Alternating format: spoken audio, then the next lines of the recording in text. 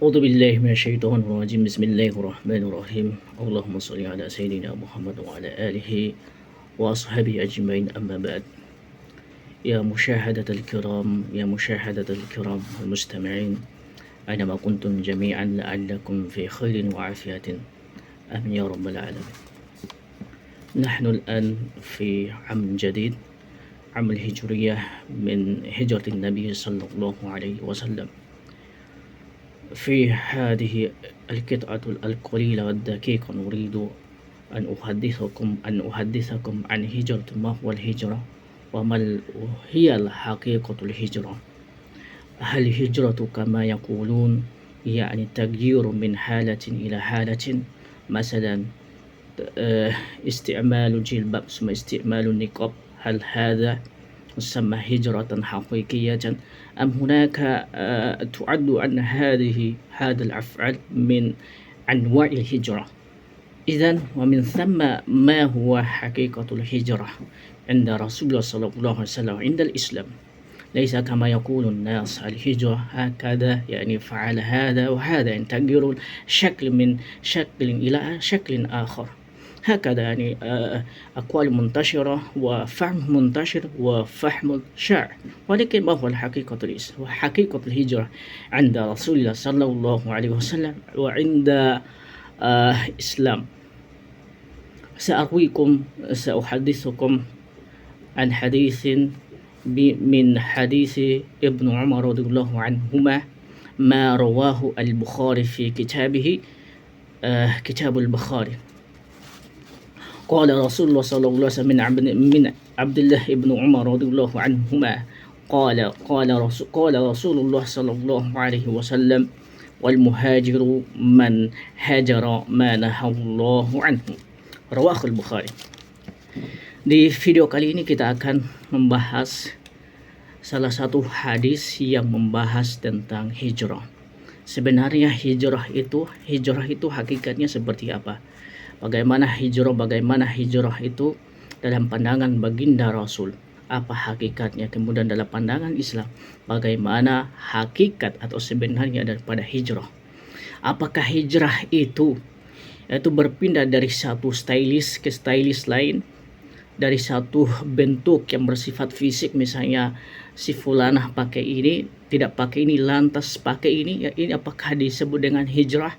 Atau pakai jilbab kemudian setelah itu pakai niqab, apakah ini disebut dengan hijrah hakiki?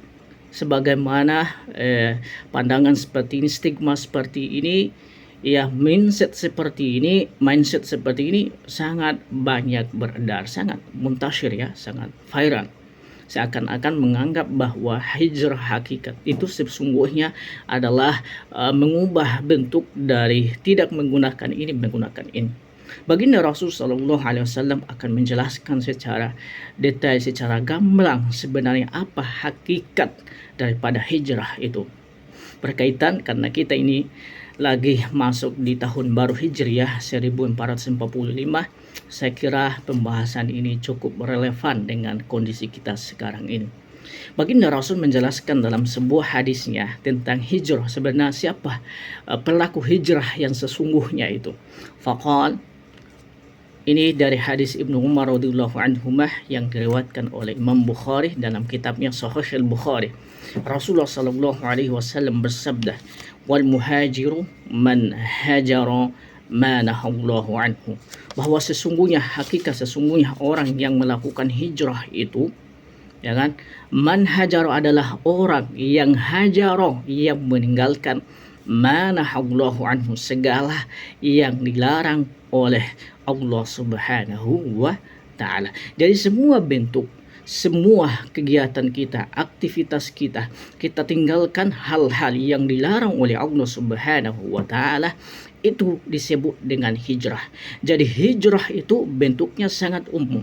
Jadi kita tidak boleh membatasi hijrah dalam bentuk tertentu, dalam tindakan tertentu, misalnya dari satu perubahan ke perubahan lain.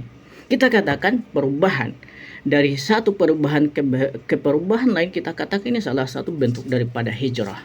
Intinya hijrah itu kesimpulannya adalah semua perbuatan meninggalkan segala hal-hal yang dilarang oleh Allah Subhanahu wa taala. Ya, berpindah dari hal yang tidak baik menjadi baik, dari baik menjadi lebih baik. Ini disebut dengan hijrah yang sebenarnya, hijrah yang sesungguhnya.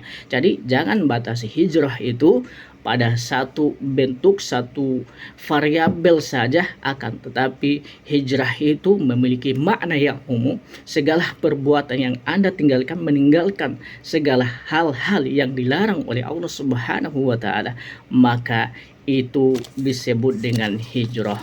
Moga bermanfaat. Wallahu muwaffiqun ila aqwamit thoriq. Wassalamualaikum warahmatullahi wabarakatuh.